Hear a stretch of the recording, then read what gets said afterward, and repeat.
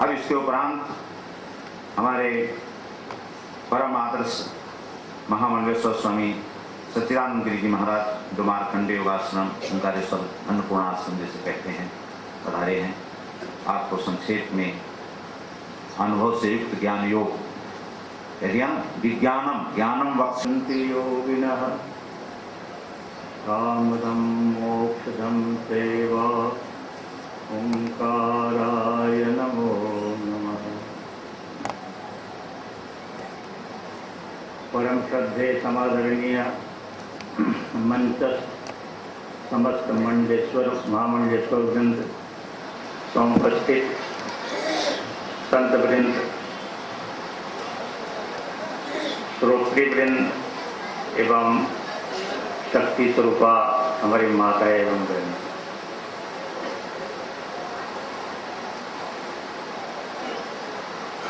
ये ब्रह्मलीन पूज्य से सदगुरुदेव जी के उपलक्ष्य में त्रिदिवसीय जो कार्यक्रम रखा गया,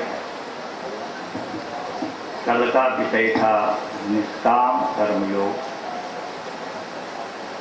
और आज ज्ञान और उसके साथ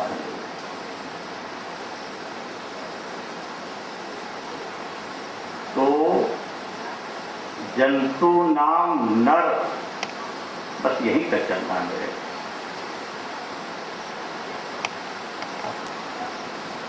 नर शब्द दिया, नर क्यों बोला? ना रमन्तेषु विषयेषु सो नर, हम विषयों में तो जन्म जन्मांतरों से आज तक उसमें बसीभूत रहे और उसके बाद मुझे नर जन्म मिला और जब नर जन्म मिला तो मेरा कर्तव्य क्या था कि विषयों की तरफ आकर्षित नहीं होना। क्यों?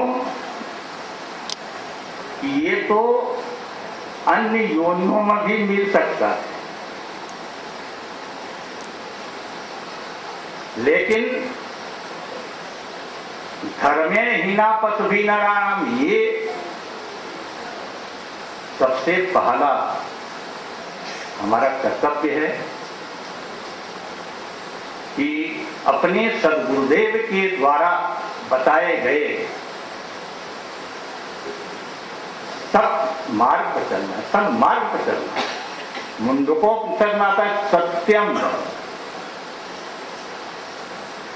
अभी महाराज जी ने क्या पुत्र श्री बतलाया कि 9 मंत्र तो पढ़े, 6 शास्त्र, 18 पुराण पढ़े 4 वेद और देव को भी तो माना है। गीता रामायण पढ़ी, श्रुति स्मृति सांख्य दर्शनादि को खूब छाना है खूब, लेकिन खाक धूल छाना है। जाना तो वही जो अपने स्वरूप को पहचाना है। ये 9 मंत्र, विज्ञानम आनंदम ब्रह्म, तो अपने स्वरूप को पहचानना है, पर रूप को नहीं, स्वरूप को। वो कौन बतलाएगा? ज्ञानिनः तत्वदर्शिनः, तत्ववेत्ता जो है, श्रोत्रिय ब्रह्मनिष्ठ है, तद विज्ञानार्थम सो गुरुमेवाभिगच्छेत् समित वाणी श्रोत्रियम ब्रह्म निष्ठम। उन गुरुओं के पास जा करके और वहां पर आपको जब उनका सखा बनो, क्या सब बने दिया मैंने? सखा। भगवान श्री कृष्ण ने किसको सखा बनाया था? अर्जुन को। हरियाणा में 1.25 अरब जनता थी, लेकिन उसमें सखा किसको बनाया? अर्जुन को। और सखा शब्द का अनुलोम से विलोम करके इसको उल्टा कर दिए तो क्या बनेगा? खास। खास। दिव्यम ददामि ते चक्षु पश्यामि योग महेश्वर। क्योंकि तद विधि प्रणिपातेन परिप्रश्नेन सेवया उपदेक्षन्ति ते ज्ञानिनः ज्ञानिनः तत्वदर्शिनः। वो जो तत्वदर्शी है जिन्होंने अपनी साधना के द्वारा सारी उम्र सम्मानम कलियात घोरगर्लम नीचापमानम सुधा, उस संसारिक मान सम्मान को छोड़ करके और सत्य का साधन, सत्य का जब आप भयमुक्त होंगे तब आप दूसरे को भयमुक्त कर सकते हैं। जब आप स्वयं भयभीत हैं आप दूसरे को भयमुक्त कर ही नहीं सकते। पहले आपको स्वयं को भयमुक्त होना पड़ेगा। द्वैतम वै भयम भवति। तो जहां पर 2 में भय था और वहां हम 4, 8 कितनी भी उसकी आगे संख्या बढ़ाते जाते हम कितना भयाग्रस्त हैं। और सत्य क्यों? सत्यम ज्ञान अनंतम ब्रह्म। और सत्य न दूसर धर्म समान। तो एक सत्य को अगर हम पकड़ लेते हैं जीवन में तो हम समझो कि धीरे धीरे चित्त स्वरूप में ज्ञान स्वरूप में पहुंच जाएंगे और उसके बाद उसकी आनंदानुभूति मुझे होगा। लेकिन उसके पूर्व तो मुझे शिष्य बन करके शिष्य बनना, साधक बनना पड़ेगा। और साधक बनने के लिए बहुत कठिन काम है। ये काम बहुत कठिन है। साधक बनना ये काम बहुत कठिन है। क्यों? कि वहां अनुशासन में उसको रहना पड़ता। जब आपका व्यवहार सुधरेगा तब आपका परमार्थ सुधरेगा। गुरुदेव जी उपदेश शास्त्रों के द्वारा भी कर रहे हैं और अपने रियायों के द्वारा भी कर रहे हैं। उनका जो आचरण है हमको सबसे पहले वहां ध्यान देना चाहिए कि गुरुदेव जी हमारा, उनके गुरुदेव जी का आचरण, उनकी क्रिया क्या है। क्योंकि क्रियावान एक सो पुरुष है।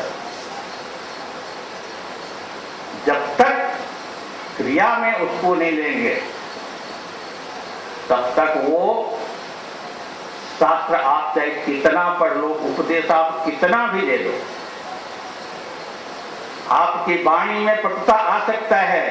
आप अपने वाणी से लाखों लोगों को आकर्षित कर सकते हैं, लेकिन आप सबसे पहले उस सत्य को अगर आपको इस धरा पर स्थापित करना है तो उन वक्ताओं को चाहिए कि भाई सबसे पहला तुम्हारा गुरु कौन है? मातृदेवो भव। उसको नमस्कार करो। Good morning daddy. देखना, गुड मॉर्निंग डैडी। प्रातः काल उठ के रघुनाथा मात पिता गुरु ना भाई माता। ये तो तीसरा गुरु बैठा हुआ है, लेकिन आज चल रहा है इसका उल्टा कि बोले 2 गुरु के छोड़ करके जब उठो और आ जाओ मेरे पास। क्यों? कि मैं श्रोत्रिय हूं। श्रोत्रिय कौन? कौन है श्रोत्री? जो वेद को जानता वो श्रोत्री। जन्मनाम ब्राह्मणो गया संस्कारात् द्विज उच्यते विद्यागता विद्वत्वम त्रिभिः श्रोत्रिय मुच्यते। श्रोत्री का परिभाषा ये है, इसकी व्याख्या ये है। ऐसे जो श्रोत्रिय हैं और उनकी निष्ठा यथा देवे, जो इस मंदिर में स्थापित देव है उसके प्रति उनकी निष्ठा। क्योंकि कर्माणि एकम तस्य देवस्य सेवा, ये सगुण भाव लेकर के हमको चलेंगे तब जाकर के हम उस निर्गुण में अपने आप प्रवेश कर जाएंगे। क्योंकि श्रीमद् भागवत में स्वयं वेदव्यास बोलते हैं कि इत्युक्तांग्री भजतो निवृत्त्या भक्तिर विरक्तिर भगवत प्रबोधा। जब आप भोजन करते हैं आपकी क्षुधा शांत हो जाता है, भूख मिट जाता है, शरीर में ऊर्जा आ जाता है और आप अपने लक्ष्य की ओर जो आपका कार्य है उसमें आप बढ़ लग जाते हैं। तो हमारा लक्ष्य क्या था? आया जहां से सैर करने तू मुसाफिर है, यहाँ था सैर करके लौट जाना, वो युक्त तुझको फिर वहां पर सैर करना भूल कर निज गृह बनाकर बस गया, कर याद अपने देश को परदेश में क्यों हो गया। तो ये साधन मिल गए जी, और ड्राइवर नहीं मिला, आपकी गाड़ी खड़ी सामने साधन है लेकिन उसमें ड्राइवर नहीं है। अब साहब अब कैसे आगे बढ़ो गुरु कर्ण धारम,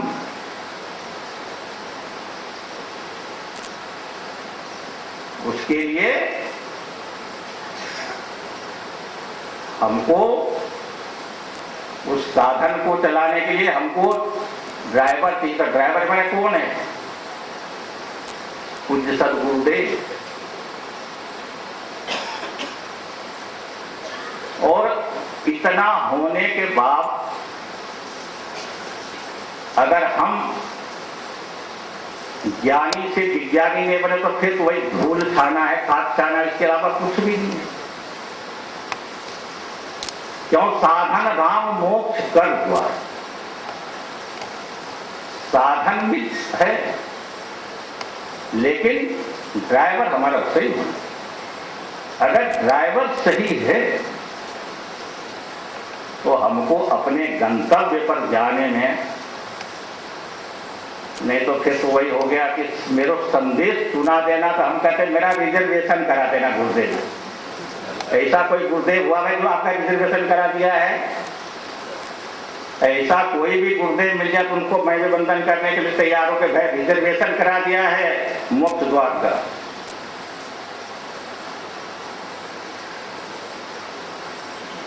मार्ग मेरे को बतला दिया, सब कुछ बतला दिया। चलना मुझे स्वयं है कि स्व कर्मणा तमभ्यस्तम। तो उस कर्म को, तो मेरा तो एक निवेदन यही है कि इस एक सत्य को पकड़ लो और अपने घर में जो गुरु है, माता और पिता,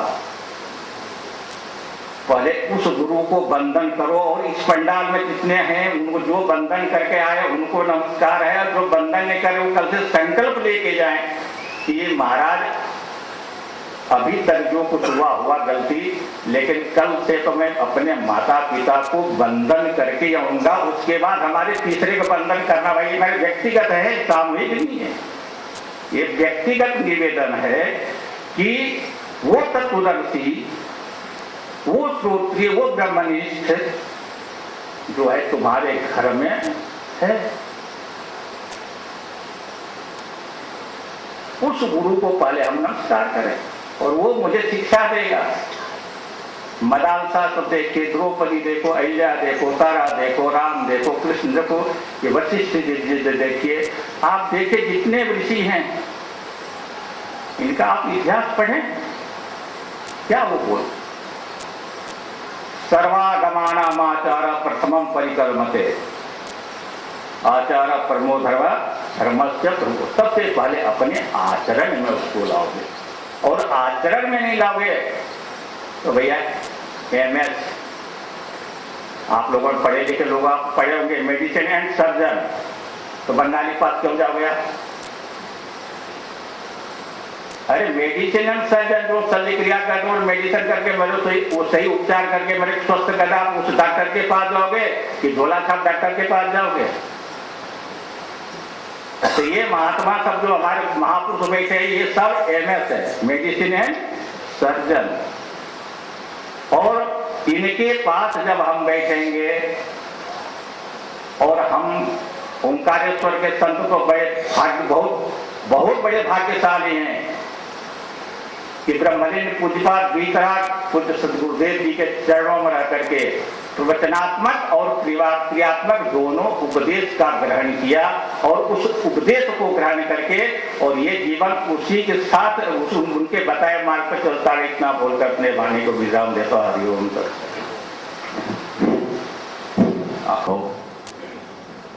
सभी लोग प्राय भक्त गणों में जो है माता और देवता, सास अपने पूज्य स्वामी जी बोला करते थे बहुत बार कि कैसा माता से अनुशासित, पिता से अनुशासित और आचार्य से अनुशासित।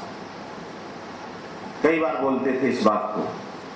जो माता से अनुशासित माने शिक्षित है, शिक्षा प्राप्त की है, पिता से शिक्षा प्राप्त की है, अनुशासन प्राप्त किया है, और फिर आचार्य से वही व्यक्ति आगे बढ़ सकता, अनुशासित होगा। और जिसने कहीं भी अनुशासन नहीं प्राप्त किया तो उसका जीवन उद्दंड होगा, हाँ, असाधु जीवन होगा। इसलिए पूज्य स्वामी जी ने इस बात पर जोर दिया कि माता का अनुशासन मानो तो आप मातृमान, पितृमान, आचार्यवान बनेंगे। नहीं तो ये डिग्री नहीं मिलेगी, तीसरी 3 डिग्रियां हैं। मातृमान होना चाहिए, पितृमान और आचार्यवान। शास्त्र ग्रंथ कहते हैं आचार्यवान पुरुषो वेद। जिस ज्ञान योग की बात हो रही, मोक्ष की बात हो रही है, वो मोक्ष कौन प्राप्त कर सकता है, परमात्मा को कौन जान सकता, कह दिया आचार्यवान पुरुषो वेद। इसलिए पहले मातृ भक्त बनो, पितृ भक्त बनो, माताएं सास ससुर की भक्त बने, सेवा करें, पति की तो सेवा करना ही है। इसके बाद आचार्य की, गुरुजनों की सेवा, और बाद में उस परमात्मा को प्राप्त करें जो मनुष्य का लक्ष्य है। अब इसके बाद इसी प्रसंग में हमारे महामंडलेश्वर स्वामी विवेकानंद पुरी जी महाराज जो कल प्रातः काल के सत्र में आपको संबोधित किया था और फिर आवश्यक कार्य से चले गए थे, नहीं तो शाम को भी बोलते, संयोग पर भगवत कृपा से पधारे हुए स्वामी महामंडलेश्वर स्वामी विवेकानंद पुरी जी जो दत्तात्रेय संन्यास आश्रम केड़ी घाट प्रवास से हैं, इस ज्ञान योग पर और उसके साधनों पर संक्षेप में प्रकाश डालते हुए आपके आगे अपना भाव प्रदर्शित कर रहे हैं। पूज्य स्वामी जी महाराज।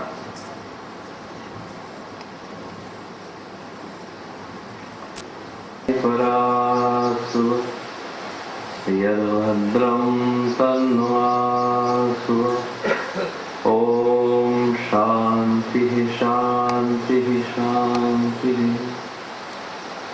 गतं तदेव मे भयं त्वदम्बुवीक्षितं यदा मृकुण्डुसूनु शौनका सुरारिसेवि सर्वदा। पुनर्भवाब्धि जन्मजं भवाब्धि दुःखवरमदे त्वदीयपादपङ्कजं नमामि मातु नर्मदे। अनंत कोटि ब्रह्मांड नायक भगवान ओंकार बबलेश्वर के श्री चरणों में अनंत प्रणिपात समर्पित करते हुए, मां नर्मदा के चरणों में अनंत कोटि वंदन करते हुए, मंचासीन हमसे सभी बड़े महामंडलेश्वर, वरिष्ठ महामंडलेश्वर, उपस्थित संत वृंद और परमात्मा के स्वरूप में विराजमान सभी भक्तों को प्रणाम।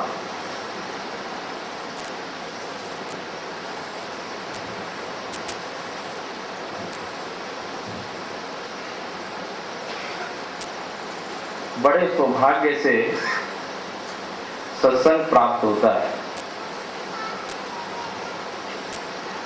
बड़े भाग पाइए सत्संगा, बिनु ही प्रयास होत भव भंग। ये सद्गुरुदेव की कृपा है कि शास्त्र की जितनी कठिन बातें हैं और जिनको पढ़ने में शायद हमारा पूरा जीवन चला जाए और फिर भी वो मधुरस हमको प्राप्त ना हो सके, वो इन महापुरुषों के मुखारविंद से हमको जो ये प्राप्त हो रहा है, ये अमृत के कण हैं।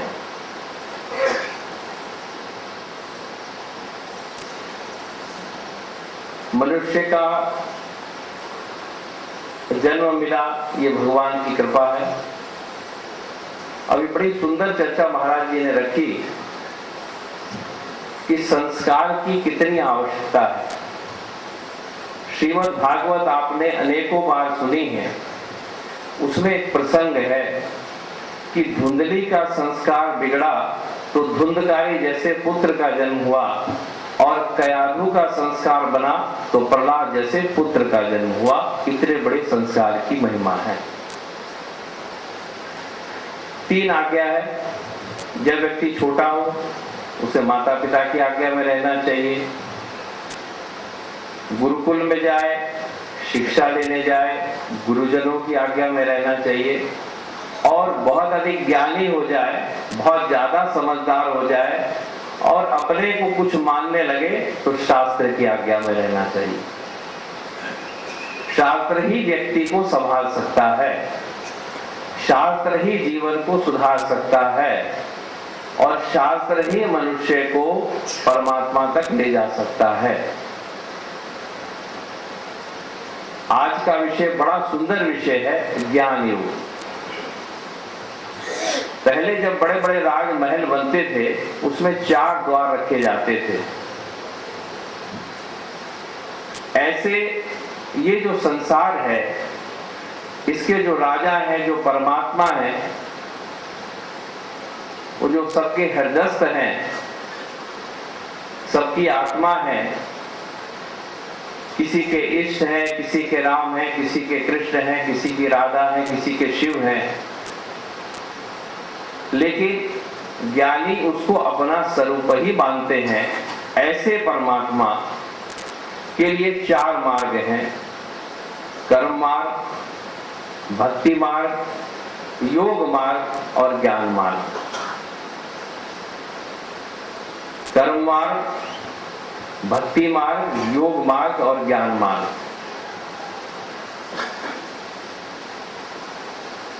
स्वामी जी का एक प्रसंग हमको याद आता है।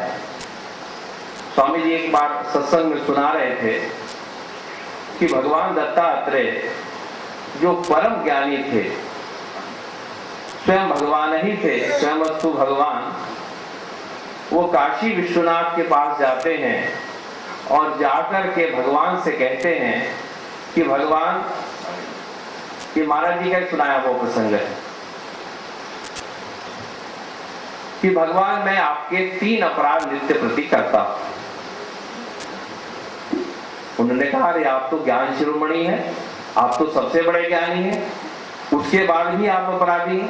उन्होंने कहा, भगवान मैं सबसे पहला अपराध आपका ये करता हूं कि भगवान आप सच्चिदानंद हैं, अंतर्यामी हैं, सर्वत्र हैं, सर्वज्ञ हैं, सर्वव्यापक हैं, चिदगन हैं, चिदाकाश हैं, सर्वाकार है, निराकार है, निर्गुण है, सगुण है, सबके हैं, सब में हैं। इसके बाद भी रोज मैं नित्य प्रति आपके दर्शन के लिए काशी विश्वनाथ आपके दर्शन को आता हूं।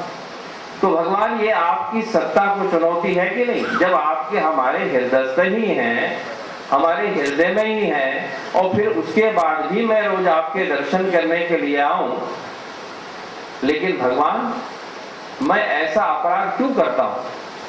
मैं ये अपराध इसलिए करता हूं कि ये जो मनुष्य का शरीर मिला है, ये शरीर से कहीं ना कहीं तो जाएगा, मंदिर नहीं जाएगा तो घर जाएगा, घर नहीं जाए तो माया के बाजार में जाएगा, कहीं ना कहीं तो उसको लेके जाना पड़ेगा जब शरीर मिला है। तो इसलिए परमात्मा, ये शरीर मेरा तभी सार्थक हो सकता है, ज्ञानी वही है जो नित्य प्रति भगवान के मंदिर में जा सके। नहीं तो हम लोगों ने देखा है, जब आदमी अपने से ज्यादा ज्ञानी व्यक्ति के पास बैठता है, सोचता भैया मैं तो थोड़ा थोड़ा जानता हूं, और उससे बड़े व्यक्ति के पास बैठता कर लेगा, अरे मैं तो कुछ भी नहीं जानता। तो ऐसी भी कई बार ज्ञान में दशा होती है, लेकिन जिसको सदगुरु नहीं मिले उसकी ऐसी दशा होती है। क्योंकि जिसको गुरु मिल गए वो अपना कुछ नहीं मानता, ये तो मानता है जो कुछ हो रहा है वो गुरु महाराज की कृपा से हो रहा है, जो कुछ मिला उन्हीं की दया से मिला, अगर ज्ञान है तो उन्हीं की कृपा से मिला। अज्ञान तिमिरांधस्य से ज्ञान अंजन चला गया, ऐसे मेरे गुरु हैं। भगवान, दूसरा अपराध मैं ये करता हूं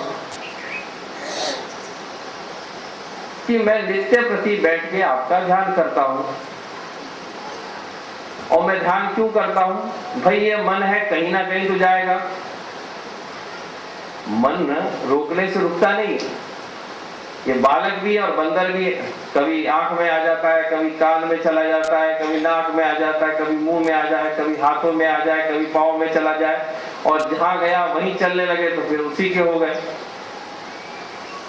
अभी एक बड़े संत ने कहा कि भाई हमारे कई बार भजन में वो माई जाती है कि हम ऐसे संतों के साथ जिन्होंने मन मान लिया, हम ऐसे संतों के दास हैं जिन्होंने अपने मन को मान लिया। बाहर से तो बड़े साधारण लगते हैं लेकिन अंदर झलके नूर। लेकिन अगर ज्ञानी को पहचानना बड़ा कठिन है, केवल उनकी वाणी से या उनके स्वरूप से या उनके कुछ ही उससे नहीं।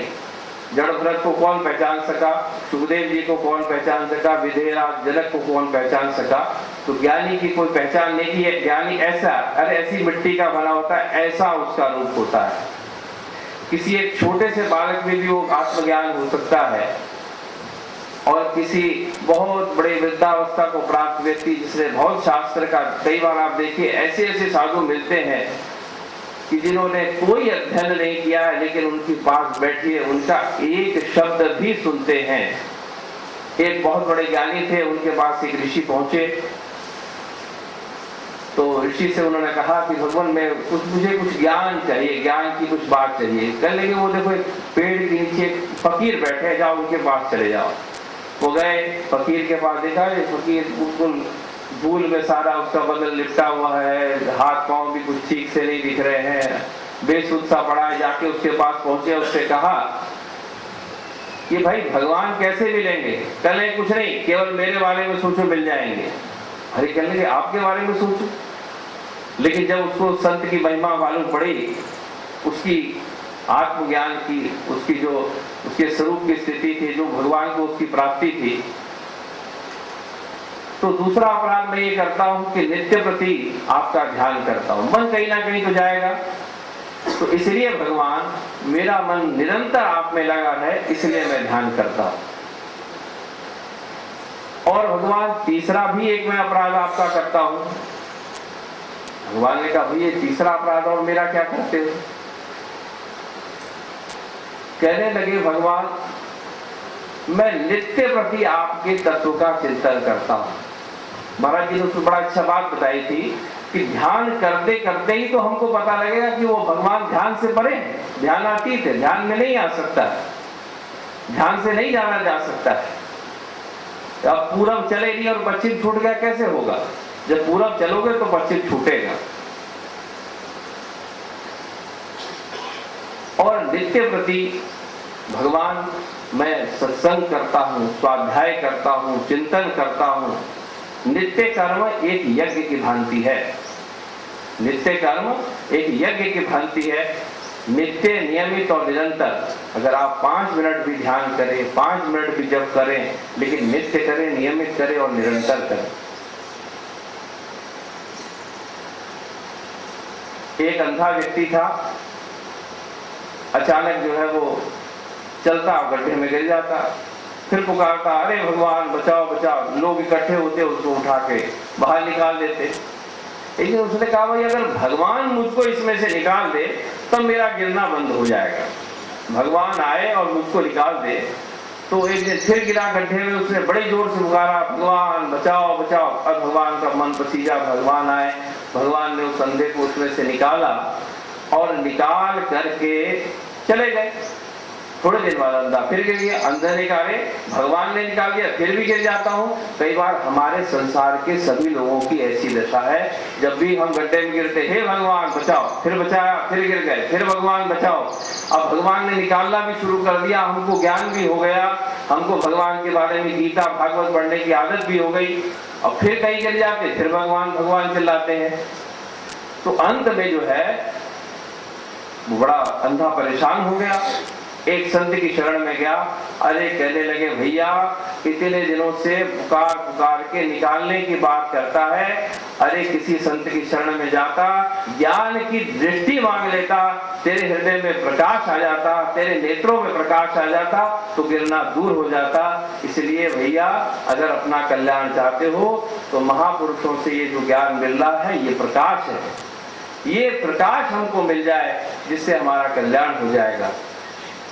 बड़ी सुंदर महाराज जी ने एक बड़ी सुंदर बात करी कि सावधानी साधना। जब जब रोड पे जाते हैं तो वहां लिखा रहता है, सावधानी हटी दुर्घटना घटी। और ऐसा ही जीवन में होता है, जिस साधक के जीवन में सावधानी नहीं है, बहुत सारे लोग कुछ पढ़ने के बाद या कुछ समझने के बाद व्यवहार छोड़ देते हैं। व्यवहार का इतना बड़ा महत्व नहीं है जितना आपका आचरण का बहुत बड़ा जीवन में महत्व है। क्या आप दुनिया को दिखते हो, ये बड़ी बात नहीं है, क्या अपने आप में हो, ये बड़ी भारी बात है। आप में आचरण कितना करते हो। थोड़ा पढ़ो लेकिन आचरण अच्छा करो, चरित्र से रहो। ये संसार का कारण ही अज्ञान है, और जिस दिन गुरु का ज्ञान हमको प्राप्त हो गया, भगवान का ज्ञान प्राप्त हो गया, अपने स्वरूप की जानकारी हो गई, हमारा मल विक्षेप आवरण दूर हो गया, शास्त्र की बातें हमारे जीवन में आचरण में आ गई, उसी दिन हमारा कल्याण निश्चित है। इन्हीं शब्दों के साथ अपनी वाणी को विराम देंगे। हरिओम तत्सत, हरिओम तत्सत, हरिओम तत्सत। हरिओम।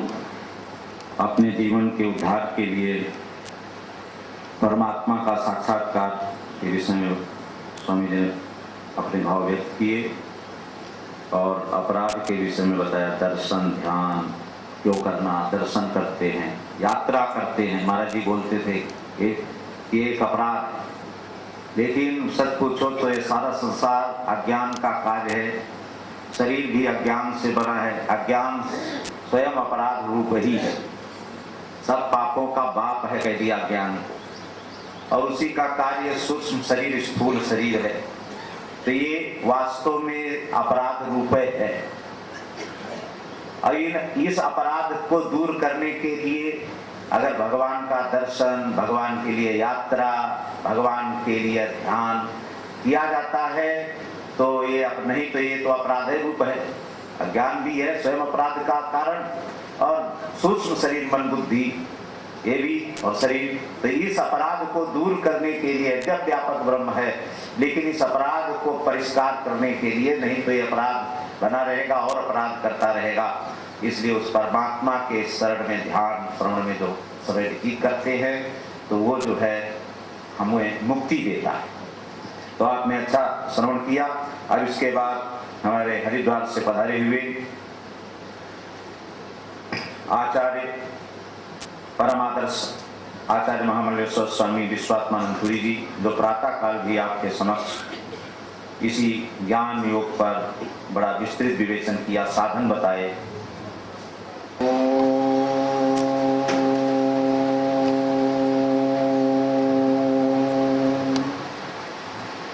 नारायण समारंभां शंकराचार्य मध्यमाम् अस्मदाचार्य पर्यन्तां वन्दे गुरु परम्परां, वन्दे गुरु परम्परां।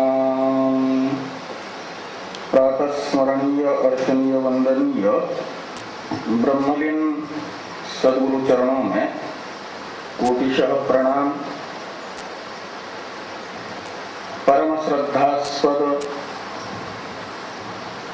मंचासन सम्माननीय महामंडलेश्वरगण, विद्वान संत मंडली, तपस्पुत यतिगण, श्रद्धा भक्तिमय माताओं, सज्जनों, ज्ञान योग एवं उसके साधन इस विचारणीय विषय पर त्रिदिवसीय तृतीय निर्वाण महोत्सव की द्वितीय दिन की सायंकालीन सभा में महापुरुषों के मुखारविंदों से सुंदर विचार हम लोग श्रवण कर रहे थे।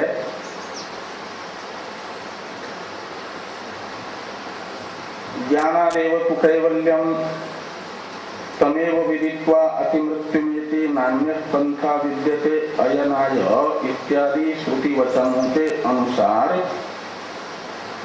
मोक्ष का साधन अहम ब्रह्मास्मि इत्याकारक साक्षात्कार ही है, जिसे ज्ञान योग कहा जाता है।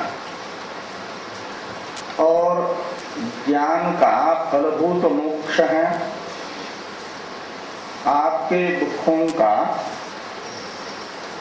जो साक्षात कारण है, वो है अध्यास।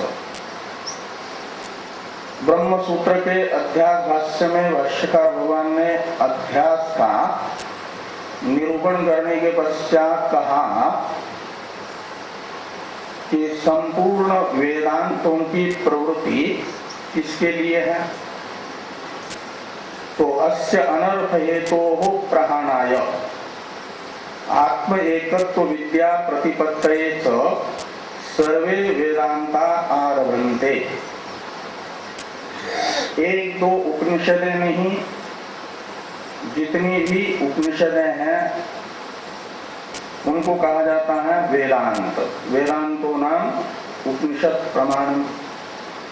और उन सब उपनिषदों का प्रारंभ किसके लिए है? तो कहते हैं आपको दुख देने वाला, आपके दुख का साक्षात जो कारण है उसका समूल नाश करने के लिए वेदांत का प्रारंभ है। कोई भी दुख से घिरा रहना नहीं चाहता, सब चाहते हैं हमारे दुख दूर हो और हमेशा हमेशा के लिए दूर हो, कारण सहित निवृत्ति हो जाए दुखों की। इसी को कहा जाता है दुखों का प्रहाण। तो दुखों का कारण मालूम होना चाहिए ना, दुख क्यों होता है? नींद में कभी किसी को दुख हुआ?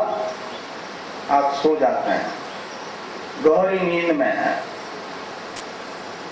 तो कभी आपने अपने जीवन में गहरी नींद में किसी दुख का अनुभव किया हो? आध्यात्मिक, आधिभौतिक या आधिदैविक?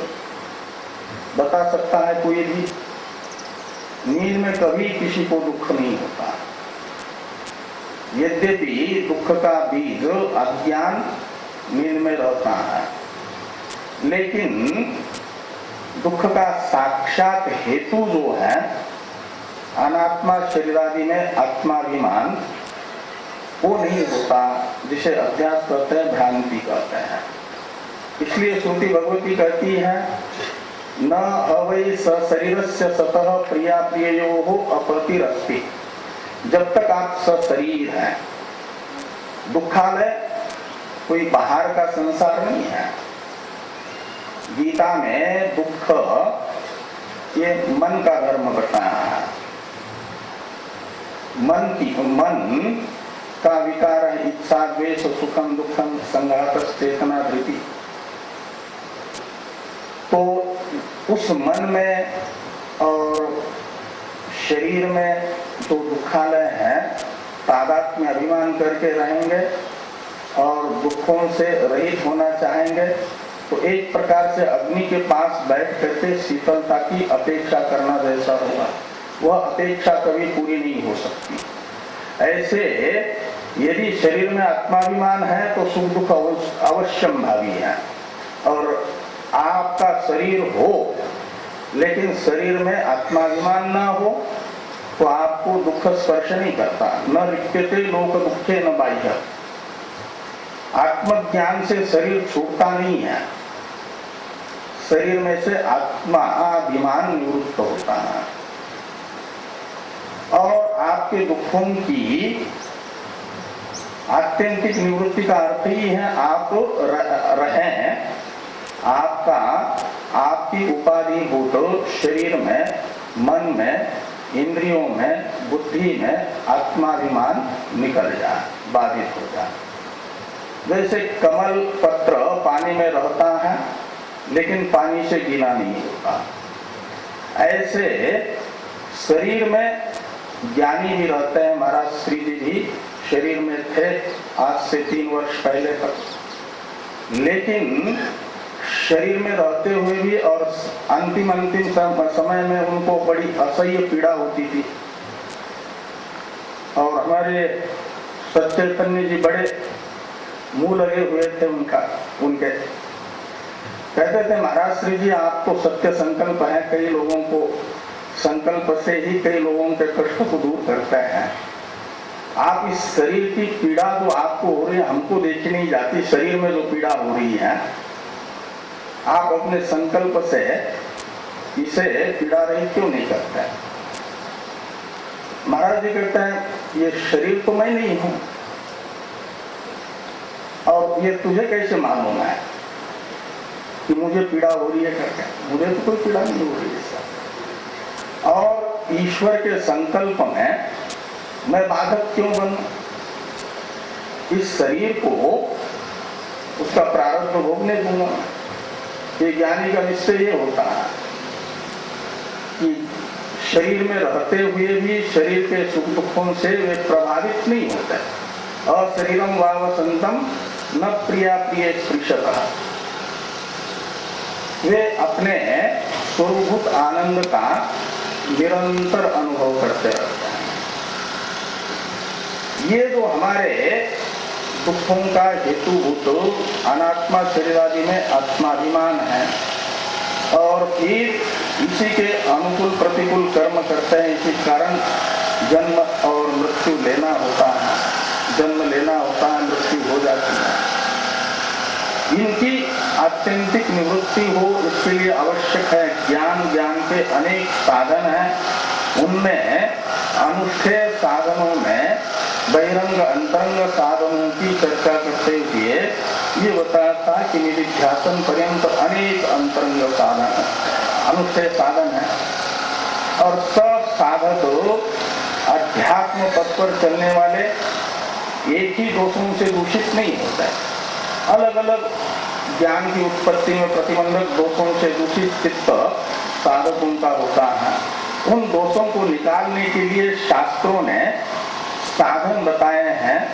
किसी के चित्त में मल नामक दोष है, यदि निष्काम कर्मयोग से दूर होगा, विक्षेप है उपासनाओं से दूर होगा, प्रमाण विषयक संशय विपर्य है श्रवण से दूर होगा, यदि प्रमेय विषयक संशय है तो मनन से दूर होगा, और विपरीत भावना है, अशुभ संस्कार है। विपरीत भावना कहते हैं, अशुभ संस्कार कहते हैं, हम इस अनादि संसार में असंख्य जन्मों से जो भी हमें अपने कर्म का फल भोगने के लिए प्राप्त शरीर हुआ, 84 लाख प्रकार के शरीरों में से उसी में तादात्म्य अभिमान करके उसी को मैं के रूप में हमने अनुभव किया, कार्यक्रम संगात का ही, अनात्मा शरीर आदि का ही। तो ये नियम होता है कि चित्त में हम जिस वस्तु का जैसा अनुभव करते हैं, हमारे चित्त में जिस वस्तु को जिस रूप में ग्रहण करने वाली वृत्ति बनती है, वो बनी है तो बिगड़ेगी, जातक से ही ध्रुव मृत्यु के अनुसार जाएगी भी, नष्ट भी होगी।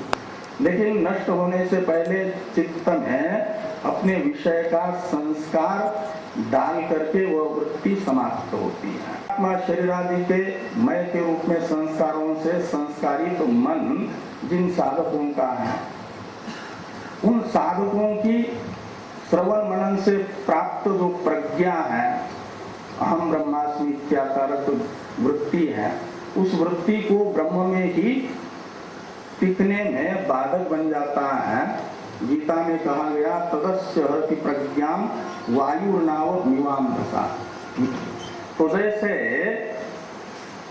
ये समुद्री तूफान समुद्र में चलने वाली नौका को बलात् विपरीत दिशा में ले जाता है, विपरीत दिशा का यदि तूफान है तो, वैसे विपरीत संस्कारों से संस्कारित, विपरीत भावना से भावित मन साधक का जो हमें शास्त्र और आचार्य से प्राप्त परोक्ष ज्ञान है, उस परोक्ष ज्ञान के विषयभूत अपने स्वरूप में प्रतिष्ठित नहीं होने देता। हमारी अहंता को ले जाता है अनात्मा शरीर आदि को ही विषय बनाने के लिए, हमारी अहम वृत्ति को बलात् खींच करके, इसलिए वो अनुभव नहीं हो पाता। अभानापादक आवरण बुद्धि में बना रहता है, असत्वापादक आवरण तो परोक्ष ज्ञान से निवृत्त होता है। इसलिए हम जब विचार करते हैं उस समय तो लगता है कि ब्रह्म रूप ही है, लेकिन थोड़ी भी असावधानी रहती है, अनायास हमारी सहज स्थिति नहीं बन पाती, जिसे कहा जाता है सहजा उत्तमावस्था, वो नहीं आ पाती। समझना चाहिए कि हमारे अंदर विपरीत भावना दृढ़ है। इस विपरीत भावना को निकालने के लिए आवश्यक है निधिध्यासन। निधिध्यासन का ही दूसरा नाम स्वस्वरूप अनुसंधान है। चाहे बृहदारण्यक उपनिषद का निधिध्यासितव्य से बताया गया निधिध्यासन रूप साधन मान लो, या भगवान भाष्यकार की विवेक चूड़ामणि में मोक्ष साधन सामग्री में बताई गई ज्ञान की श्रेष्ठ साधन भूता भक्ति कहो, उस भक्ति का स्वरूप ही वे बताते हैं। स्वस्वरूपानुसंधानम भक्ति नित्य विधीयते। अपना जो वास्तविक स्वरूप है, पंचकोश कहो या शरीर त्रय कहो, इन तीनों शरीरों से अलग क्षर उपाधि और अक्षर उपाधि, इन दोनों से अलग जो पुरुषोत्तम स्वरूप है, शोधित तदर्थ का शोधित तमर्थ के रूप में अनुभव करना है। उसके लिए परोक्ष जो निश्चय आप कर बैठे हैं कि हम सच्चिदानंद स्वरूप ही हैं श्रवण मनन से। साधक निधिध्यासन करने वाले साधक का प्रयास होता है कि वह जो अहम वृत्ति बनती है, उस अहम वृत्ति को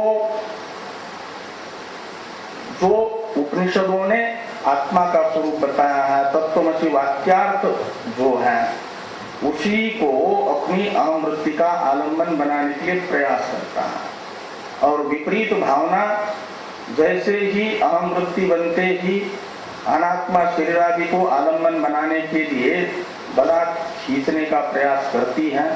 साधक का प्रयास रहता है, साधना रहती है इसी के लिए कि विपरीत भावना को सफल न होने दे।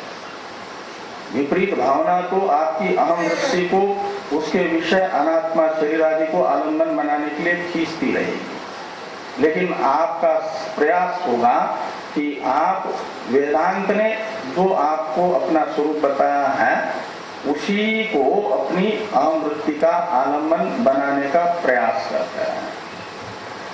जब आप इस निधिध्यासन में प्रयास करते करते, अभ्यास करते करते सफल हो जाओगे, तो जैसी जैसी आपको अभ्यास में सफलता मिलेगी तो शरीर आदि से आपकी अहम वृत्ति व्यावृत्त होकर के, हट करके आपके वास्तविक स्वरूप को ही विषय बनाना प्रारंभ करेगी। और जैसे जैसे वह अहम वृत्ति वहीं पर स्थिर होती जाएगी, तो वृत्ति का स्वभाव है कि जिस किसी भी विषय को वह विषय बनाती है तो उसका संस्कार आपकी बुद्धि में डालती है। तो निधिध्यासन में आपको सफलता मिलती रहेगी। तो निधिध्यासन काल में बनने वाली जो आपके प्रयास से अहम वृत्ति है, सच्चिदानंद को विषय करते हुए मैं के रूप में बनेगी। तो आपके बुद्धि में आपका सच्चिदानंद जो वास्तविक स्वरूप है उसी का संस्कार वृत्ति से पड़ेगा। उसे कहा जाता है शुभ संस्कार। आप जो है उसी रूप में आपका आपकी बुद्धि में संस्कार पड़े, वो शुभ संस्कार है। आप सच्चिदानंद स्वरूप हैं तो आपकी बुद्धि में मैं सच्चिदानंद स्वरूप हूँ ये संस्कार पड़ता है यदि, और जिस वृत्ति से पड़ता है वो निधिध्यासन से बनी हुई जो वृत्ति है, निधिध्यासन में आपको सफलता मिलती है। आप अपने अहम वृत्ति को मैं सच्चिदानंद स्वरूप चिदानंद रूप शिवो अहम शिवो मनोबुद्धि अहंकार चित्तानि नाहं, अनात्मा का तो मैं के रूप में व्यावर्तन और चिदानंद स्वरूप का ही मैं के रूप में ग्रहण करते रहेंगे। तो चिदानंद स्वरूप का ही मैं के रूप में संस्कार, ये दृढ़ संस्कार जैसे जैसे होता रहेगा विपरीत संस्कार शिथिल पड़ता जाएगा।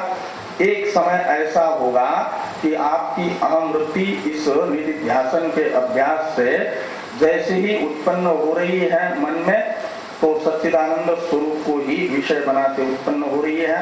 आपके बुद्धिस्थ विपरीत भावना उस वृत्ति को बाहर अनात्मा को विषय बनाने के लिए ले जाने में असमर्थ हो जाए। इतना प्रबल संस्कार शुभ संस्कार आपकी बुद्धि में पड़ जाए तो फिर आपको कुछ भी साधना करने की आवश्यकता नहीं होती, सहज अवस्था आपकी हो जाएगी। उस समय फिर माना जाता है कि साधक के द्वारा अनुष्ठेय जितने साधन थे वो संपन्न हो गए, पूरे हो गए। और ऐसे समय यदि पहले से सुनकर के रखा हुआ तत्वमसि वाक्य है तो वह आपको स्मृत होगा, बुद्धि में उसका स्मरण होगा और अहम ब्रह्मास्मि ऐसा एक परमात्मक साक्षात्कार होगा, वह आपके अभानापादक आवरण को मिटाएगा। और जो सूक्ष्मतम वासनाएं होती है, इसलिए वेदांत में तीन बातें युगपत होती है, एक साथ होती है। अहम ब्रह्मास्मि इत्याकारक साक्षात्कार, अविद्या की निवृत्ति और वासना क्षय। वो सूक्ष्मतम वासनाएं जो बनी रहती हैं, जो ज्ञान निवर्त्य दोष कहलाता है, गीता में उसे रस शब्द से कहा गया है। और रसोक्त्यस्य परम दृष्ट्वा निवर्तते, वह परमात्मा का जब अहम ब्रह्मास्मि रूप में साक्षात्कार होता है उससे अभानापादक आवरण की निवृत्ति होती है, रस की निवृत्ति होती है कहो, या अमणि भाव आता है, मनोनाश होता है, मन का बार होता है ये कहो। और ऐसी स्थिति में फिर आप जीवन मुक्त है। उसके बाद में एक बुद्ध्वा बुद्धिमान कृतकृत्य भारत के अनुसार कुछ भी आपका कर्तव्य नहीं है। जब तक प्रारब्ध है तो शरीर में आपका आत्माभिमान नहीं होगा। तत्वमसि वाक्य से प्राप्त जो अहम ब्रह्मास्मि वृत्ति है, जिसे यहाँ पर ज्ञान योग कहा जा रहा है, वह भी उत्पन्न हुई है तो नष्ट होगी। लेकिन नष्ट होने से पहले अपने उत्पत्ति के साथ साथ आपके अभानापादक आवरण को निवृत्त करेगी, रस को निवृत्त करेगी, जिसे रस का मतलब सूक्ष्मतम राग द्वेष है, वासनाएं हैं, उन्हें समाप्त कर देगी, आपके मन को बाधित कर देगी और जाने से पहले आपको समर्थ बना करके जाएगी। विद्या वीर्यम विद्या विन्दते अमृतम, उपनिषद में कहा गया। ये जो विद्या है अहम ब्रह्मास्मित्याकारक साक्षात्कार, वह जाने से पहले आपके मन को इतना मजबूत करके जाता है, समर्थ करके जाता है, वीर्य अविनाशी वीर्य से संपन्न करके जाता है कि दोबारा फिर एक बार बाधित हुआ जो ये द्वैत प्रपंच है वो कभी भी उस ज्ञानी के लिए सत्य भाषित नहीं होता, वो बाधित ही रहता हमेशा। जैसे सूर्य किरणों में कहीं रेगिस्तान में आप जल देखते हैं, प्यासे भी हैं, लेकिन आपको मालूम है कि यहाँ एक बूंद भी जल नहीं है। प्यासे होने पर भी प्यास बुझाने के लिए एक कदम भी आगे नहीं बढ़ते, वो करने के लिए, पीने के लिए। और हरिण उसे सत्य समझता है, दौड़ता रहता है। ये ज्ञान जिसको होता है, आज का ज्ञान योग जिसके जीवन में आ जाता है गुरु कृपा से, आत्म कृपा से, वह कृतकृत्य हो जाता है। इसी के लिए मानव जीवन है। और महाराज श्री जी इसी ज्ञान योग से कृतार्थ हो गए, कई साधकों को कृतार्थ किए और आज भी आत्मा के रूप में आप सबको, हमको प्रेरणा देते रहते हैं। हरि ओम तत्सत। आपने बड़ा वेदांत के विषय में श्रवण किया, अभाना पादक आवरण, सत्ता पादक आवरण। अब जो है सीहोर है, वहाँ स्वयंभू गौतमेश्वर महादेव हैं, भावनगर डिस्ट्रिक्ट में, गुजरात। वहाँ से पधारे हुए परम आदर्श आचार्य महामंडलेश्वर स्वामी स्वरूपानंद सरस्वती जी महाराज आपके समक्ष इसी ज्ञान योग पर और उनके साधनों पर संक्षेप में प्रकाश डालेंगे। पूज्य स्वामी जी। ओम नमः शिवाय सांबाय हरे परमात्मने नमः। प्रणतक्लेशनाशाय योगिनां पतये नमः। शंकरं शंकराचार्यं केशवं बादरायणं सूत्रभाष्यकृतो वन्दे भगवन्तो पुनः पुनः। ईश्वरो गुरुरात्मेति मूर्तिभेदविभागिने व्योमवद्व्याप्तदेहाय श्रीदक्षिणामूर्तये नमः। ओम शांति शांति शांति। आदि मिनट के नाम स्मरण। शिव शिव शंभो हर हर महादेव।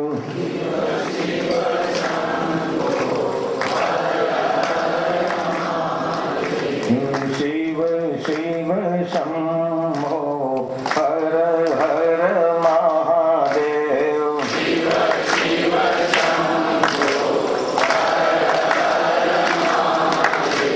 हरि हरि नारायण गोविंद वासुदेव।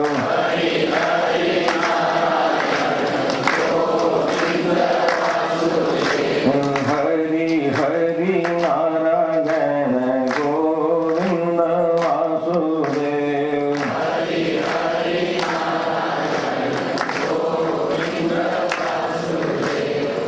अनंत कोटि ब्रह्मांड नायक भगवान ओंकारेश्वर ममलेश्वर के और मां नर्मदा के चरणों में कोटि कोटि वंदना। ब्रह्मलीन अनंत विभूषित पूज्यपाद गुरुदेव के चरणों में कोटि कोटि वंदना। मंचस्थ महामंडलेश्वर जी के चरणों में कोटि कोटि वंदना एवं अपूर्णी यतिगण, भक्तवती माताओं एवं सज्जनों। यदि हमको पता चले कि हम किस काम के लिए आए हैं, हम सबको पता है कि हम किस कार्यक्रम के लिए आए हैं। कि पूज्य महाराज जी को त्रिवर्षीय श्रद्धांजलि सभा है, उसमें हम श्रद्धा सुमन समर्पित करने के लिए आए, वो हमको पता है। लेकिन हमको ये पता नहीं है कि हमारा जन्म किस लिए हुआ है। यदि हमको पता चल जाए कि हमारा जन्म किस लिए हुआ है, ये पता चलने के लिए संत महात्माओं, ऋषि मुनि और शास्त्रों ने हमको समझाया कि भाई बार बार जन्म लेना, बार बार मरना, बार बार माँ के उदर में जाना, तो ये सब जो प्रक्रिया हो रही है उनसे मुक्ति पाने के लिए क्या करना चाहिए। मुझे ऐसा लग रहा है कि यहाँ जो भक्तगण बैठे हैं उनको तो मेरी करबद्ध प्रार्थना है। सभी का एक प्रश्न है कि मन स्थिर नहीं रहता है। हम भजन करने बैठते हैं, साधना करने बैठते हैं, तो हमारा मन स्थिर नहीं रहता है। तो मन क्यों स्थिर नहीं रहता है? कारण क्या है? मने मनुष्याणाम कारणम बंध मोक्षयो। आदमी का मन जो है वही बंधन में डालता है और वो मुक्ति दिलवाता है। कई डॉक्टर को आप पूछ लो कि भाई शरीर की चीर-फाड़ करने के बाद में कहीं आपका आत्मा का दर्शन होता है? बोले नहीं होता है। उनको पूछो कि मन और बुद्धि का दर्शन होता है? बोले नहीं होता है। और फिर भी वही डॉक्टर ऑपरेशन करने के बाद कहेंगे कि हमको एक कप कॉफी पीने का मन हुआ है। तो नहीं है तो कहां से मन आ गया? लेकिन शरीर के अंदर मन और बुद्धि, आत्मा, ये सब है, हमारे शास्त्रों ने प्रतिपादन किया है। तो है तो उनको जीने के लिए कुछ सामान भी चाहिए। हम जो आहार लेते हैं उनका 3 हिस्सा होता है। उत्तम हिस्सा से मन बनता है, मन का पोषण है। मध्यम से मांस और मज्जा बनते, कनिष्ठ से विष्ठा बनती। इसीलिए हम सबका आहार बिगड़ा हुआ है और इसीलिए हमारे शास्त्रों ने कहा कि आहार शुद्धि सत्व शुद्धि। जैसे खाओगे अन्न वैसा बनेगा मन। ये हमने ध्यान कभी दिया ही नहीं और हमारा आहार बिगड़ा है, परिणाम स्वरूप हमारा मन बिगड़ा है और मन संकल्प विकल्प करते हैं। आगे की बात है बुद्धि की। तो सारे दिन में जो हम पेय पदार्थ लेते हैं उनका भी 3 हिस्सा होता है, उत्तम, मध्यम और कनिष्ठ। उत्तम से बुद्धि का निर्माण होता है, मध्यम से ब्लड लहू बनता है और कनिष्ठ से यूरिन बनता है। तो खान और पान हम सबका बिगड़ा हुआ है, परिणाम स्वरूप हमारे मन और बुद्धि बिगड़ी हुई है। ये हमारे पर ध्यान में आता नहीं है। यदि हमको मन और बुद्धि को स्थिर करना है, हमारे जो लक्ष्य है उस लक्ष्य पे चलना है, तो सबसे पहले हमारा आहार शुद्धि करनी चाहिए। उस पर हमारा ध्यान कभी गया नहीं। आहार शुद्धि से ही सब कुछ शुद्ध होगा। प्राइमरी स्टेज पे हम बिगड़े हैं। प्राइमरी स्टेज पे ध्यान दो, अपने बच्चे को सिखाओ कि घर का प्रसाद पाओ। लेकिन जो संत महात्मा के साथ रहे हैं, गुरुओं के शरण में रहे, वो तो इतवार को बाहर नहीं जाते हैं। शहरों की स्थिति ऐसी होती है कि संडे को अपनी रसोई बंद रहती है, सब लोग होटल में ही जाके खाते हैं।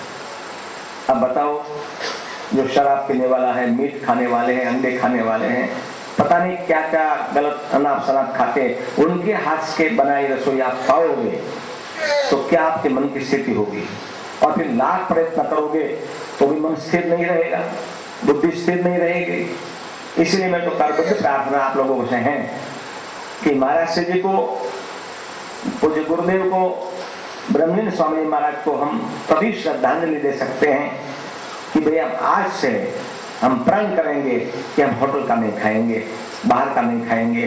तभी तो हमारा मन स्थिर रहेगा, तभी हमारी बुद्धि स्थिर रहेगी और तभी हम कुछ सोच सकेंगे। तो मेरी तो आपको इतना ही प्रार्थना है कि यहाँ से जाने के बाद में एक संकल्प करके जाओ कि आज से हम बाहर की कोई चीज नहीं खाएंगे। हमारे रसोई में जो बनेगी वही हमारे भगवान को हम प्रसाद के रूप में लगाएंगे और वही प्रसाद हम पाएंगे। तो जरूर में जरूर हमारा मन और बुद्धि स्थिर रहेगा। तो हम इस रास्ते के जो संत महात्मा, गुरुजन, शास्त्र इतने प्रयत्न करते हैं कि हमको तो अच्छा रास्ता मिला है, आप भी इस रास्ते पे आओ, तो तभी हम गुरुदेव को सच्चे रूप में श्रद्धांजलि अर्पित करेंगे।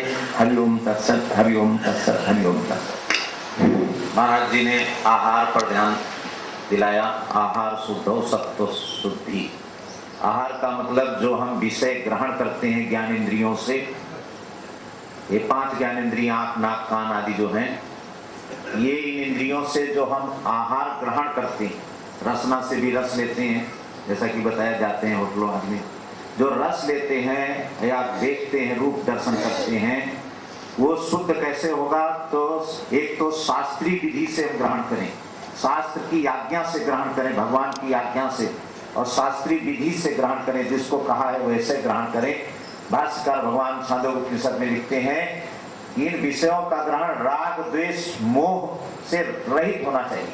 व्यक्ति क्या है, ग्रहण तो कर रहा है 5 विषयों को, लेकिन उसको में राग करता है, कहीं द्वेष करता है, कहीं मोह करता है। बस इसके कारण उसका जो मस्तिष्क की शक्ति, ऊर्जा है, वो खिन्न छिन्न हो जाती है जब खिन्न छिन्न हो गई तो फिर अभिन्न ब्रह्म कैसे प्राप्त कर सकता है। इसलिए इसको शुद्ध करना स्वामी जी ने बहुत बल दिया। राग द्वेष मोह से रहित होकर के अपनी ऊर्जा, अपनी मानस शक्ति को संतुलित करें और उस परमात्मा का साक्षात्कार करें। प्राय सभी वक्ताओं ने अपने मत व्यक्त किए, अपने भाव व्यक्त किए। अब अंतिम में इस आश्रम के जो परमाध्यक्ष हैं स्वामी प्रणवान जी, वो आपके विषय में कुछ मार्गदर्शन करते हुए अगली सूचना भी बतलाएंगे। स्वामी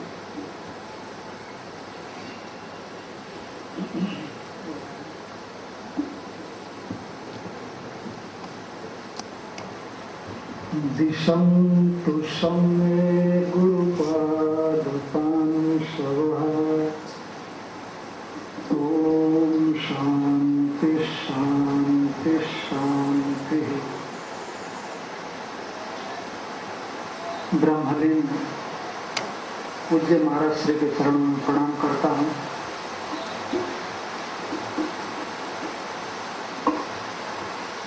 खेड़ी घाट से पधारे हुए हमारे पूज्य मंगलेश्वर जी महाराज, साधन समिति पद से पधारी हुई महाराज श्री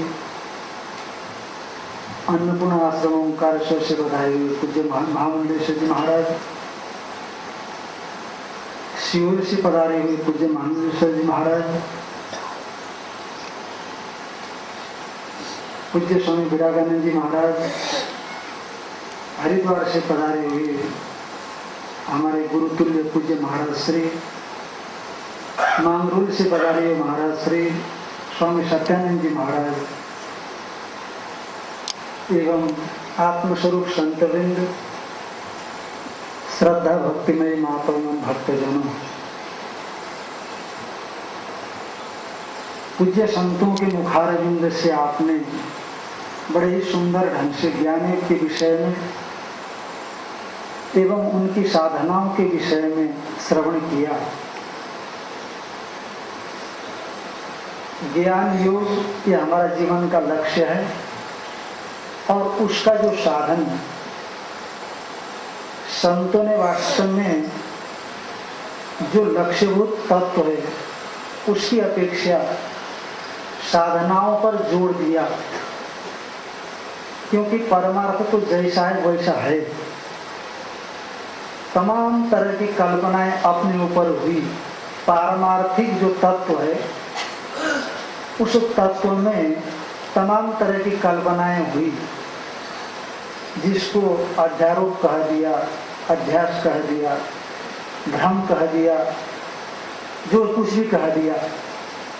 हमने अपने आप को मनुष्य मानना शुरू कर दिया, अपने आप को पुरुष स्त्री पशु पक्षी तमाम मानना शुरू कर दिया।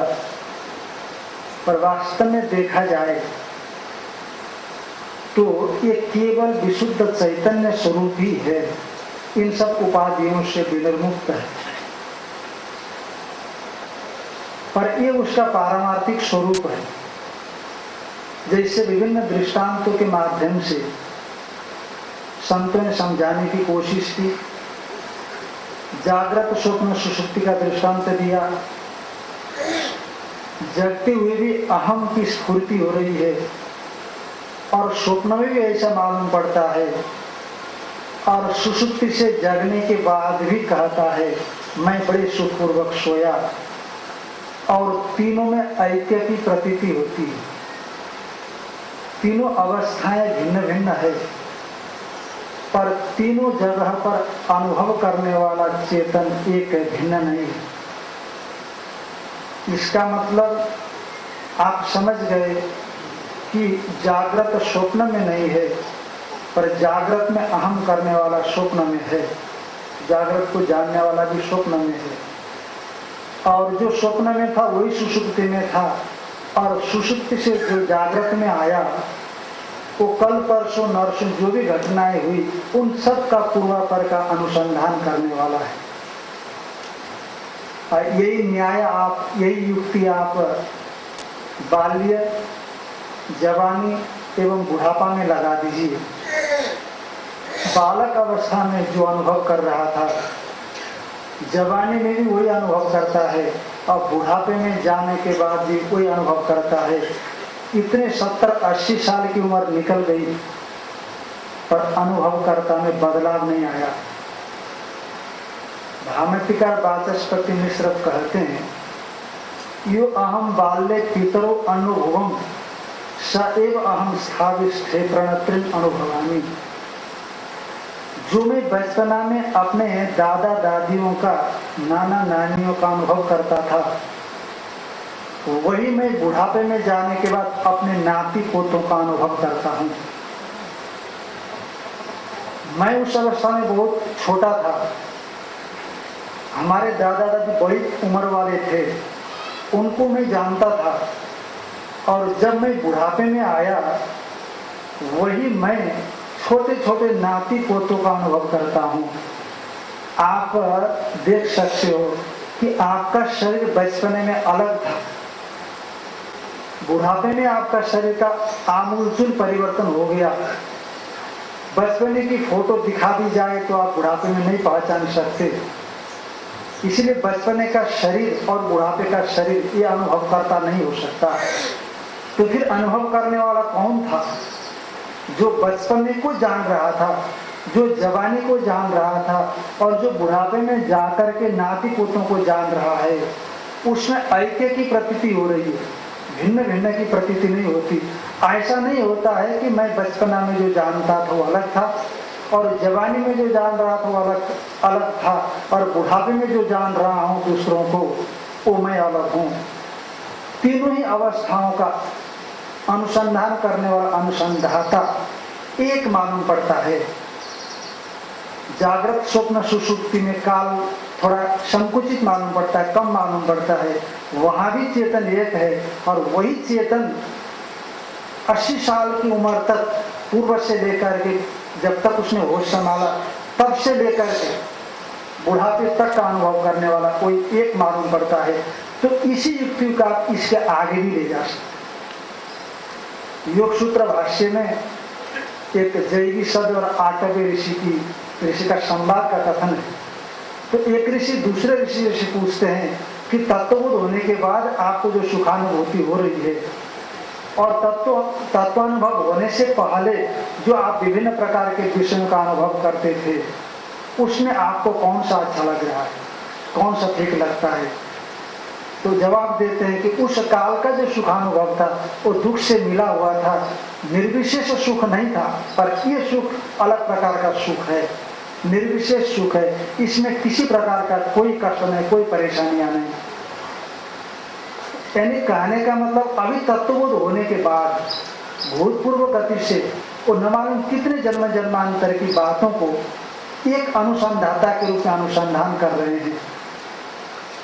तो यानी एक जन्म के बाद दूसरे जन्म, तीसरे जन्म, क्योंकि ये नित्य है, विनाशी नहीं है। अंतवंत इमे देहा नित्य सुखता शरीर। हाँ, तो भगवान ने गीता में कहा कि भले ही ये शरीर नाश को प्राप्त होते हो, परंतु इस शरीर के भीतर में जो शरीर है, जो चेतन तत्व है, वो नित्य कहा गया है। अनाशिनो प्रमेय, अनाशी अप्रमेय है, प्रमा का ज्ञान का विषय नहीं है, वही वास्तव में हमारा स्वरूप है। और वह स्वरूप ज्ञान से अभिव्यक्त होगा। जैसे हमारी पूरी कोशिश, हमारी पूरी प्रक्रियाएं दीपक जलाने तक होती है। जब तक आपको दीपक जलाने की योग्यता नहीं मिलती, यानी बाती आपके सामने में न हो, तेल न हो, बर्तन न हो, माचिस न हो, तो आप दीपक नहीं जला सकते। दीपक जलाने के लिए ये सब साधन इकट्ठे करने पड़ते हैं। पर दीपक जल जाए तो अंधेरे के लिए कोशिश करने की जरूरत नहीं है। आपकी कोई भी कोशिश वहां नहीं होती। सामने जो वस्तुएं पड़ी हुई है वो अपने आप प्रकाशित होती है, केवल दीपक अंधेरे की निवृत्ति कर देता है। तो उसी तरह से ज्ञान प्राप्ति तक ज्ञान योग एवं उनके साधन, साधन माने तत्वबोध ज्ञान साक्षात्कार, ये जब तक हमें नहीं होता उससे पहले तक साधनाओं की भारी जरूरत है, बड़ी दृढ़ साधना की जरूरत है। और किस प्रकार की साधनाएं किस प्रकार के साधक के लिए जरूरत है, वो साधक के अधिकार भेद के अनुसार होता है। बृहदारण्यक उपनिषद में आया, हिरण्यगर्भ जब सृष्टि के आरंभ में उत्पन्न हुआ तो डर के विचार किया तो तत्वबोध हो गया। तो वहां पर प्रश्न किया गया, न तो गुरु है न कोई श्रद्धा इत्यादि तत्व है जो ज्ञान के साधन के रूप से बतलाए गए हैं, तो उसको कैसे तत्वबोध हो गया?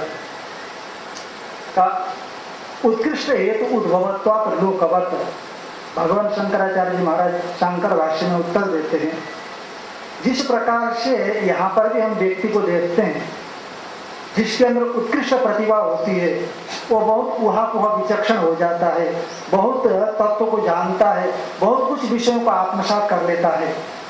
उसी तरह से हिरण्यगर्भ ने भी पहले ही जन्म में जो ज्ञान कर्म समुच्चय को करता रहा, उपासना करता रहा, इतने विशुद्ध अंतःकरण, विशुद्ध इंद्रियां और विशुद्ध देह वाला था कि उसी काल में उसने मैं हिरण्यगर्भ हूँ इस प्रकार से तद्भाव भावित चित्त होकर के साक्षात्कार कर लिया था। यहाँ आया और पूर्व जन्म की स्मृति होते ही, स्मरण करते ही अपने आप स्मरण हो गया, उसको स्मरण करते ही तत्वबोध हो गया। तो वहां पर न उसको गुरु की आवश्यकता है न उसको श्रद्धा भक्ति की आवश्यकता है, चिंतन से हो गया। वामदेव को गर्भ में ही ज्ञान हो गया, पर दूसरे साधकों के लिए ऐसा संभव नहीं है, उसके लिए हर प्रकार के साधनाओं की जरूरत है। इसलिए हमारे पूज्य संत चरणों ने मुख्य जो लक्ष्य है, लक्ष्य की ओर कम, क्योंकि लक्ष्य तो प्रकाश स्वरूप है, दीपक जलाने तक आपकी कोशिश है, इसलिए दीपक जलाने की प्रक्रियाओं को समझाने की पूरी चेष्टा की। कि हम लोगों का बड़ा ही अहोभाग्य है कि दूर दूर से आकर के संतों ने कल से लेकर के आज तक दो सत्रों में कर्मयोग, जिस पर हम लोग अंतःकरण शुद्धि के माध्यम से ज्ञान योग तक जा सकते हैं, ज्ञान योग की साधनाएं कर सकते हैं, विस्तृत ढंग से समयानुकूल विवेचन किया। और अब कल एक दिन और अंतिम हमारा कार्यक्रम है और मुख्य कार्यक्रम है। कार्यक्रम की सूचना है कि प्रातःकाल 6 बजे से लघु रुद्राभिषेक का कार्यक्रम होगा।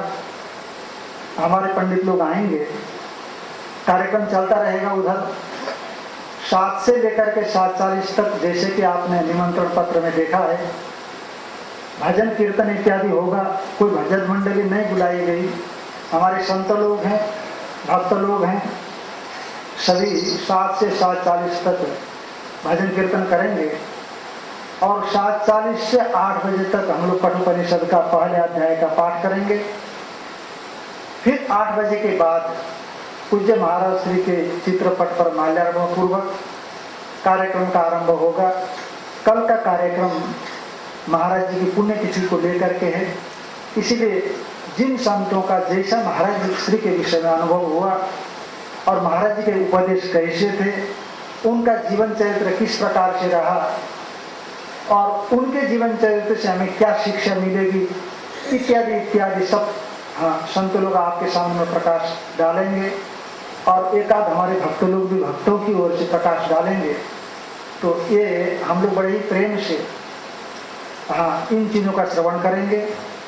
और मैं मां नर्मदा से ये प्रार्थना करूंगा, भगवान ओंकारेश्वर से ये प्रार्थना करूंगा कि संतों ने इतना दूर दूर से आकर के परिश्रम पूर्वक आपको जिस तत्वों का बोध कराने की चेष्टा की, साधनाओं को बताने की चेष्टा की, और ये ज्ञान साधन और नीचे कर्म, निष्काम कर्म का साधन, उसको आप अपने जीवन में आत्मसात करने के लिए कोशिश करें। आज का कार्यक्रम हम लोग यहीं पूरा करते हैं। हरिओम। हरिओम। ओम पूर्णमदः पूर्णमिदं पूर्णात् पूर्णमुदच्यते पूर्णस्य पूर्णमादाय पूर्णमेवावशिष्यते। ओम शांति शांति शांति। शंकरं शंकराचार्यं केशवं बादरायणं सूत्रभाष्य कृतो वन्दे भगवन्तौ पुनः पुनः। ईश्वरो गुरुरात्मेति मूर्तिभेद विभागिने व्योमवद् व्याप्तदेहाय मूर्तये नमः। ओम शांति शांति शांति। बोलिए गुरुदेव भगवान, शंकर भगवान मैया की, ममलेश्वर भगवान की, अभयेश्वर भगवान की।